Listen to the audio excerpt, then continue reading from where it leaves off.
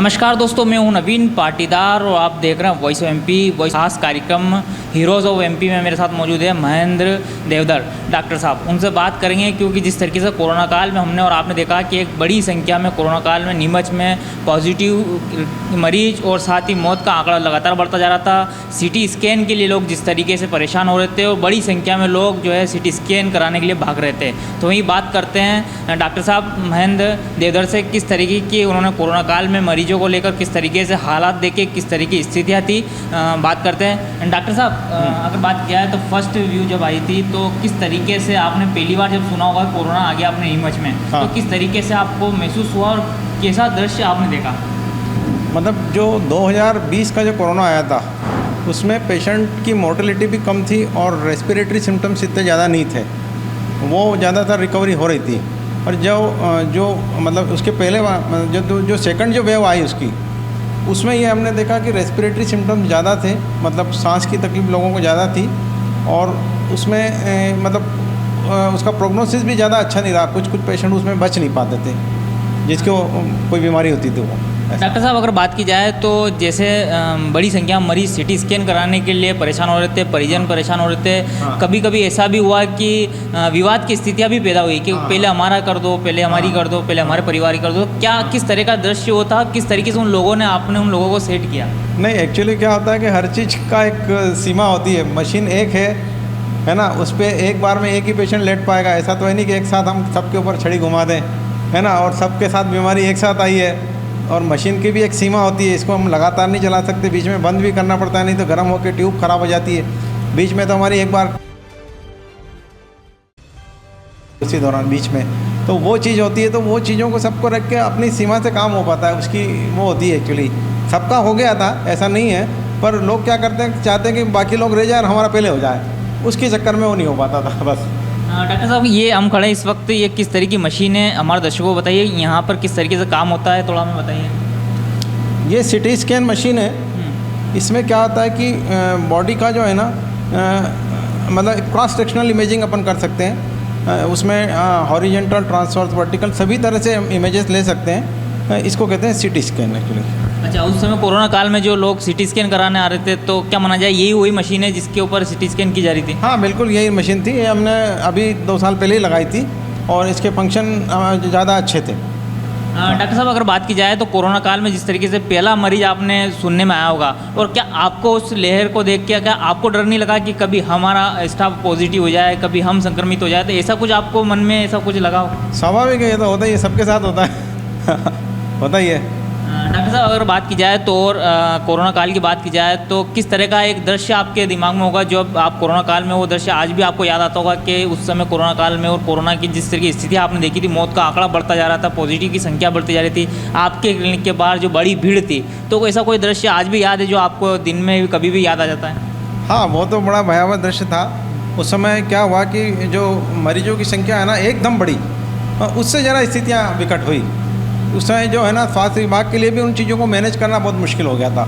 और उसमें ऐसा हुआ कि हमारे स्टाफ भी हमारे बीमार होने लगे उस दौरान, तो हमको कम स्टाफ के दौरान काम करना और ज़्यादा मुश्किल हो गया था एक्चुअली। डॉक्टर साहब, अगर बात की जाए तो आपके परिवार की बात की जाए तो आपके परिवार से भी, आपके परिवारजनों ने बोला होगा कि आप जो है अब देखना मत करें या फिर क्लिनिक को आप बंद करें, इस तरह की कोई बातें आपके परिवार में होती थी? क्योंकि कोरोना उस समय बहुत तेज़ी से फैल रहा था और मरीजों को लेकर जिस तरह की स्थितियाँ बनी थी, नीमच की बात की जाए तो यहाँ पर हर परिवार में डर था, तो ऐसा कुछ लगा आपको परिवार की तरफ से? नहीं, हमारा तो काम यही है, हम नहीं डरते यार, ऐसा मौत से क्या डरना।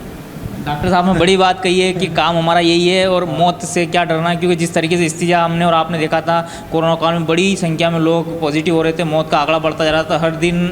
हम भी जिस तरीके से ग्राउंड जीरो पर रिपोर्टिंग कर रहे थे, सरकारी अस्पताल की बात की जाए तो वहाँ पर भी लगी बड़ी संख्या में मरीज हमने आपको दिखाया था किस तरह की स्थिति थी। और खासकर जिस तरीके से आज हमारे हीरोज़ ऑफ एमपी में डॉक्टर साहब महेंद्र देवधर हमारे साथ मौजूद है। जिस तरीके से हीरोज़ ऑफ एमपी का मुख्य उद्देश्य ये है कि किस तरीके से कोरोना काल में किन किन डॉक्टर अहम भूमिका निभाई है, साथ ही जिस तरीके से इन्होंने अपनी जान की परवाह करते हुए नीमच और हमारी जान का ख्याल रखा, इसे लेकर हम ये कार्यक्रम चला रहे हैं। डॉक्टर साहब, अगर बात की जाए तो और आपको ऐसा कोई दृश्य याद हो या कोई ऐसी चीज़ याद हो कि कोरोना काल में जो आपको अभी भी बात याद हो?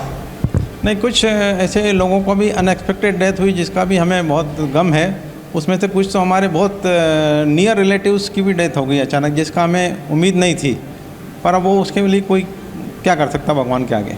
डॉक्टर साहब अगर बात की जाए तो आपके परिवार में या फिर आपके रिलेशन में ऐसी कोई खबरें छन के आई होगी कि उस समय आपको ऐसा लगा होगा कि यार कि ये तो बहुत तेज़ी से फैल रहा है, ऐसी कुछ खबरें आपके परिवार की? हाँ, हुआ है। हमारे बहुत नियर रिलेटिव्स की भी डेथ हुई है और वो बड़ा भयावह दृश्य था और वो बड़ा दुखद था उस समय भी। डॉक्टर साहब जिस तरीके से तीसरी लहर की बात निकल के सामने आ रही है कि तीसरी लहर जो है एक बार फिर आ सकती है, तो क्या मानते हैं किस तरीके की, अब आपने जो क्योंकि फर्स्ट और सेकंड लेयर तो आपने देखी है, तो अब तीसरी लेयर को लेकर आपने किस तरह के सतर्क हैं, किस तरह के आपने अपने स्टाफ में और बदलाव किया, क्योंकि उस समय बहुत मारामारी मची हुई थी सिटी स्कैन को लेकर, तो आपने कुछ इस तरह की स्थितियाँ देखी तो आपने कुछ बदलाव जरूर किया होगा, तो क्या किस तरह का बदलाव किया आपने? नहीं, वो तो स्वाभाविक है। उस चीज़ों से भी हमें बहुत सारी चीज़ें हमने सीख गए हम आगे अपने को क्या करना है।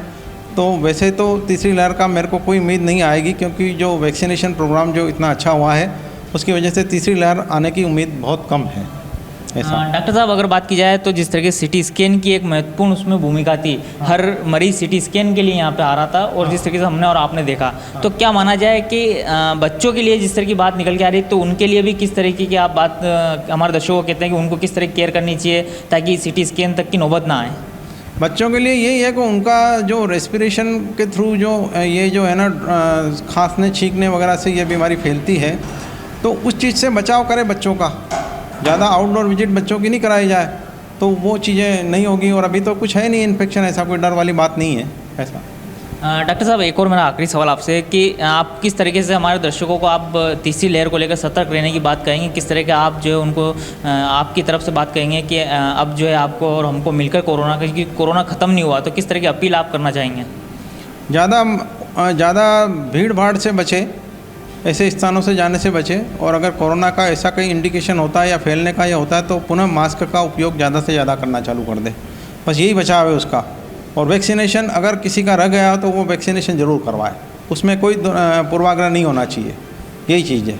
तो ये थे डॉक्टर महेंद्र देवधर, जिन्होंने बताया किस तरीके से हमने और आपने देखा था कोरोना काल में जिस तरीके से इन्हों के पूरे स्टाफ ने काम किया था, और ख़ासकर अगर बात की जाए तो कोरोना काल में जिस तरीके से सिटी स्कैन को लेकर एक मारामारी मची हुई थी। सिटी स्कैन के लिए लोग एक के बाद एक जिस तरीके से लगातार सेंटर पर जा रहे थे और चाह रहे थे कि हमारा सिटी स्कैन पहले किया जाए, लेकिन जिस तरीके से डॉक्टर महेंद्र देवधर जी की और उनकी टीम ने जिस तरीके से काम किया कोरोना काल में, जिस तरीके से आपके और हमारे परिवार को बचाने के लिए, और सबसे पहले उन्होंने एक बात बड़ी कही कि अब जिस तरीके की तीसरी लहर की बात निकल के सामने आ रही है तो आपको और हमको मास्क लगाना, साथ ही जिस तरह की सोशल डिस्टेंसिंग की बात सरकार और सरकारी सिस्टम कहता रहा, तो हमको और आपको सरकारी सिस्टम का पालन करना चाहिए, उनकी गाइडलाइन का पालन करना चाहिए ताकि तीसरी लहर को तोड़ा जा सके, क्योंकि तीसरी लहर खत्म नहीं हुई है जिस तरीके से। तो ऐसे में आपको और हमको सतर्क होने की जरूरत है, ताकि जिस तरह के दृश्य आपने देखे थे हॉस्पिटलों में जगह नहीं थी, तो ऐसे में एक बार फिर जो है आपको और हमको मिलकर इस कोरोना की चेन को तोड़ने की जरूरत है। ये था अब तक का अपडेट। इस तरह के अपडेट के लिए बने रहे हमारे साथ। जय हिंद, जय भारत।